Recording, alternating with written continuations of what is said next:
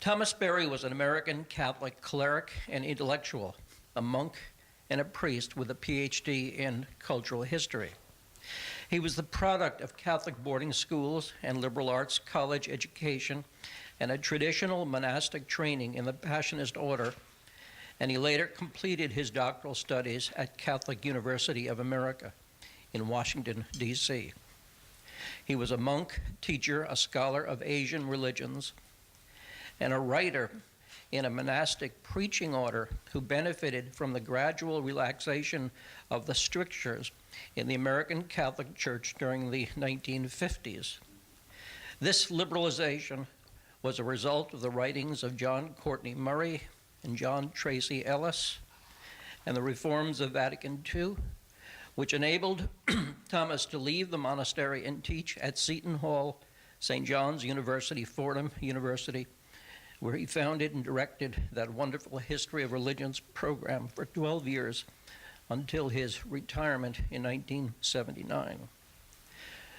He also founded the Riverdale Center for Religious Research, which he directed for 25 years until 1993, and he also served as president of the American Teilhard Association from 1975 to 87.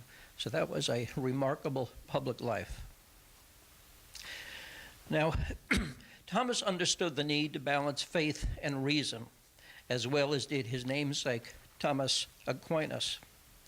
He was deeply grounded in Aristotle, Augustine, and the patristic fathers, as well as Meister Eckhart, Dante, Vico, Teilhard de Chardin, and many other thinkers.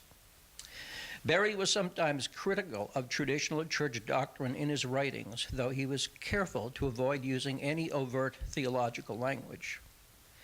His deep study of Asian religions led to his early books on Buddhism and the religions of India, but after the first Earth Day in 1970, he was increasingly drawn to social and environmental issues, which led to the publication of The Dream of the Earth. A collaboration with Brian Swim resulted in The Universe Story. The great work followed in 1999, as well as several posthumous essay collections. Thomas also published many, many scholarly and general essays, articles, reviews, speeches during his career, including the 11-volume Riverdale Papers. He became increasingly critical of the excesses of corporate capitalism, American consumerism, and religious indifference that were producing the environmental crisis. A prophetic voice, he called for a change in consciousness and a new ecological spirituality that would address these concerns. These became the great work, his body of thought that will guide us into the Ecozoic era. Berry gradually became, at least in my opinion, more of a post-denominational thinker.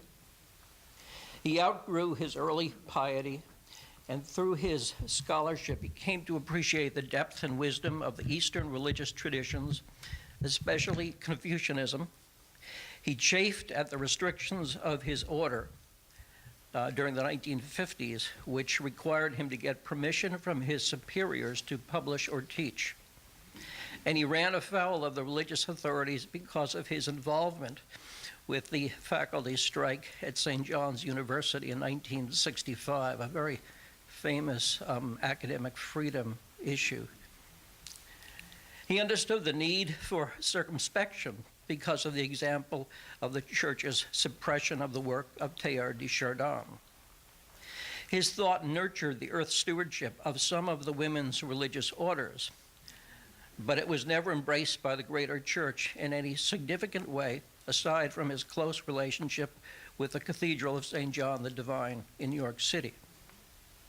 It seems a wonder to me that Berry, unlike Matthew Fox, remained within the church, but his primary loyalty was to the Passionist order that had given him the freedom to study and think during his formative years. Now, Berry chided modern Christianity for failing to respond adequately to the environmental crisis because of its preoccupation with otherworldly redemption and the salvation of the soul outside of the temporal world. More than once, Thomas has recommended putting the Bible on the shelf, leaving it there for 50 years, to make way for a new creation spirituality. He believed that biblical revelation has been too narrow, too historical, and too anthropocentric, and that we have neglected the primary revelation of creation itself. We need a new functional cosmology, he said over and over, to orient us to the universe as the ultimate reality, not any anthropomorphic deity. The Judeo-Christian tradition has not fostered good stewardship of the earth, but has led to neglect, misuse, plunder, and exploitation. The glory of the human has been a disaster for the rest of creation. And unless Christianity can reform itself and become more ecologically oriented, its future is problematic in the coming ecozoic age. Now here's where I speak a little bit as a sort of cultural historian about the present American church climate. Unfortunately, and these are my opinions, not Thomas's, the age of progressive ecumenical Catholicism seems to be over.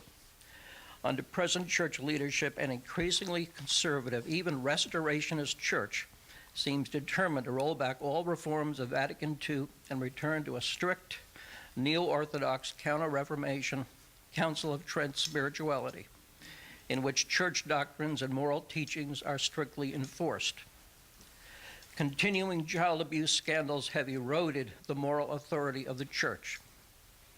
Despite the excellent work of some of the women's religious orders, it is difficult for me to imagine the great work moving forward in this context. Now, looking elsewhere, and again, these are my opinions, the cultural and spiritual climate in America also seems to have changed since 9/11. Despite the efforts of green evangelicals, I think we are, in many ways, on the defensive spiritually. Many American denominations seem to have become increasingly evangelical, fundamentalist, literalist, anti-evolutionary, anti-abortion, homophobic, patriarchal, preoccupied with salvation and sectarian disputes, but unable to offer a prophetic witness against the excesses of environmental devastation, corporate capitalism, rampant consumerism, pop culture, and the violence of our age.